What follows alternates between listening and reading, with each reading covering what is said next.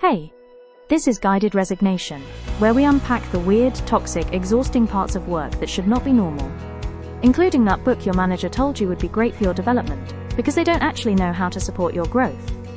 Welcome to the Performance Improvement Plan Book Club, the TLDR on books your manager wants you to read, but you absolutely don't have time for. We'll break it down, tie it to your development plan, and give you prompts to prove you're working on it.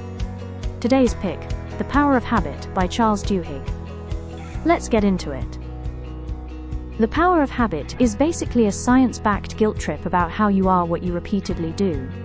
Duhigg says your brain runs on loops: cue, routine, reward. And if you want to change your life, you just have to hack those loops. Supposedly, this will help you fix your bad habits, upgrade your productivity, and become the kind of person who, quote, seamlessly integrates feedback. If your development plan says things like, improve time management, demonstrate greater ownership, show more initiative, what they really mean is, you have some habits your manager doesn't like.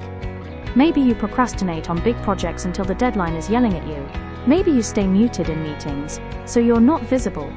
Maybe your camera's always off, and your whole vibe is, don't bother me. In other words, your habits say safe, but also stagnant, which is just corporate speak for, you are replaceable.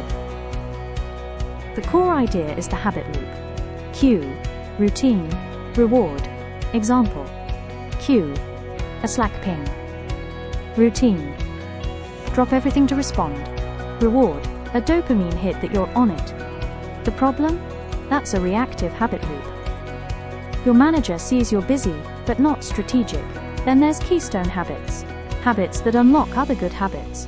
In corporate terms, blocking focus time is a keystone habit. Sending a weekly recap email, a keystone habit. Why?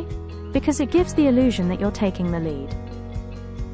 So how do you apply this? Identify your unhelpful work cues.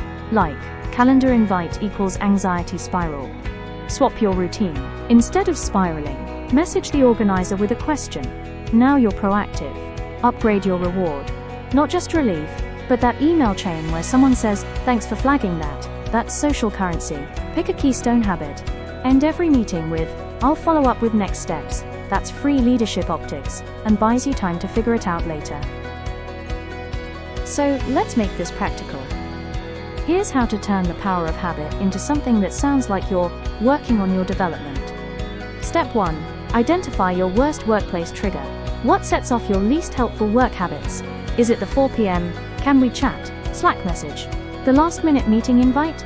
The weekly project update you forgot was due? Whatever triggers your panic, that's the cue you need to notice first. Step 2. Replace the panic routine. Instead of spiraling or scrambling, what's the new routine you can swap in? Maybe it's replying with, thanks, can you send me the context ahead of time?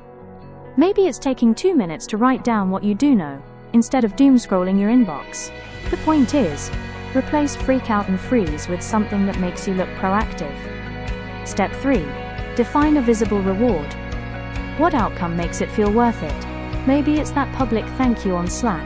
Maybe it's your manager saying, great initiative on that. Or maybe it's just getting through the day without a panic headache. Pick a reward that makes it easier to repeat the habit next time. Bonus tip, pick a keystone habit. Something small, but visible, like, I'll follow up with next steps. I'll summarize this in an email. It's the easiest way to look like you're leading, when really, you're just trying to survive the next meeting. That's it, the power of habit. Change your habits, change your life. Or at least, change your resting face. A few prompts you can drop to your manager to pretend you're working on it. What cue triggers your worst work habit? What's one new routine that makes you look strategic? And what's your reward? Besides keeping your job, your mantra for keeping you sane at work. Not every Slack notification deserves a routine. See you in the next one.